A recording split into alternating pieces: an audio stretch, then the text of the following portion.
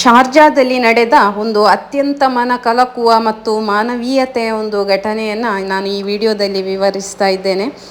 ಶಾರ್ಜಾದ ಮೊಬೈಲೇಹಾ ಪ್ರದೇಶದಲ್ಲಿ ಪಾರ್ಕಿಂಗ್ ಜಾಗದಿಂದ ಕಾರು ಹೊರಬರುತ್ತಿದ್ದಾಗ ನಡೆದ ಅಪಘಾತದಲ್ಲಿ ಆಲನ್ ರೂಮಿ ಎಂಬ 22 ತಿಂಗಳ ಭಾರತೀಯ ಮೂಲದ ಮಗು ಮೃತಪಟ್ಟಿತ್ತು. 2 ಮಕ್ಕಳು ಒಂದು ಬೆಕ್ಕಿನ ಹಿಂದೆ ಓಡಿ ಆಟಾಡ್ತಾ ಇರುವಾಗ ಈ ಅಪಘಾತ ಸಂಭವಿಸಿದೆ.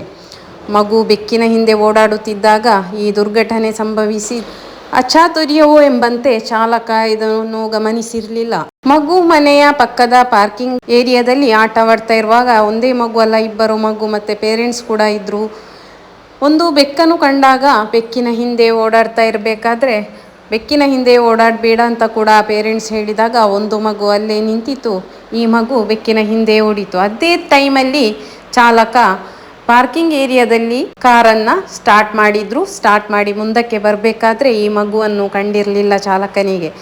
ಅಚಾತುರ್ಯ ಎಂಬಂತೆ ಈ ದುರ್ಘಟನೆ ನಡೆದಿದೆ. ಆದರೆ ಚಾಲಕ ತಕ್ಷಣ ಮಗುವನ್ನು ಆಸ್ಪತ್ರೆಗೆ ಕರ್ಕೊಂಡು ಹೋದರೂ ಕೂಡ ಮಗುವನ್ನು ಉಳಿಸಲಿಕ್ಕೆ ಆಗಲೇ ಇಲ್ಲ. ಮಗುವಿನ ತಂದೆ ಶರಫುದ್ದೀನ್ ಮತ್ತು ತಾಯಿ ಕೇರಳ ಮೂಲದವರಾಗಿದ್ದು ದುಬೈನಲ್ಲಿ ವಾಸವಿದ್ದರು. 2015ರಲ್ಲಿ ಮೃತಪಟ್ಟ ಸಿರಿಯನ್ ಮಗು ಆಲನ್ ಕುರ್ದಿಯ ನೆನಪಿಗಾಗಿ ತಮ್ಮ ಮಗನಿಗೆ ಆಲನ್ ಎಂಬ ಹೆಸರನ್ನು ಕೂಡ ಇಟ್ಟಿದ್ರು. ಈ ಘಟನೆ ಯಾರದ್ದೂ ತಪ್ಪಲ್ಲ ಎಂದು ಭಾವಿಸಿದ ಪೋಷಕರು ಅಪಘಾತಕ್ಕೆ ಕಾರಣವಾದ ಭಾರತೀಯ ಮೂಲದ ಚಾಲಕನನ್ನು ಕ್ಷಮಿಸಿದ್ದಾರೆ.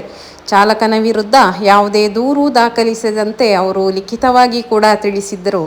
ಚಾಲಕನನ್ನು ಶಿಕ್ಷಿಸುವುದರಿಂದ ನಮ್ಮ ಮಗು ಎಂದಿಗೂ ಮರಳಿ ಬರುವುದಿಲ್ಲ. ತಿಳಿಯದೆ ನಡೆದ ಘಟನೆಯಿಂದ ಮತ್ತೊಂದು ಕುಟುಂಬ ದುಃಖಕ್ಕೆ ಸಿಲುಕಬಾರದು ಎಂಬ ಶರಫುದ್ದೀನ್ ಅವರ ಮಾತುಗಳು ಎಲ್ಲರ ಗಮನವನ್ನು ಕೂಡ ಸೆಳೆದಿದೆ. ಇದರಲ್ಲಿ ಬರುವಂತಹ ಒಂದು ಸಂದೇಶ ಏನು ಅಂತ ಹೇಳಿದರೆ, ಸೌದಿ ಅರೇಬಿಯಾ ಅಥವಾ ಇತರ ದೇಶಗಳಲ್ಲಿ ಸಣ್ಣ ಸಣ್ಣ ತಪ್ಪುಗಳಿಗೂ ಕೋಟಿಗಟ್ಟಲೆ ದಂಡ ಅಥವಾ ಜೈಲು ಶಿಕ್ಷೆ ಅನುಭವಿಸುತ್ತಿರುವವರ ಮಧ್ಯೆ ಈ ದಂಪತಿಯ ಕ್ಷಮಾಗುಣವು ಜಗತ್ತಿಗೆ ಒಂದು ದೊಡ್ಡ ಮಾನವೀಯ ಸಂದೇಶವನ್ನು ಕೂಡ ನೀಡಿದೆ. ಮಗುವಿನ ಅಂತ್ಯ ಸಂಸ್ಕಾರವನ್ನು ದುಬೈನಲ್ಲಿ ನೆರವೇರಿಸಲಾಗಿದೆ. ಈ ಅಪಘಾತದಿಂದ ಮಗು ಆಂತರಿಕವಾಗಿ ಗಾಯಗಳಾಗಿದ್ದು ಅದರಿಂದ ಮೃತಪಟ್ಟಿತ್ತು.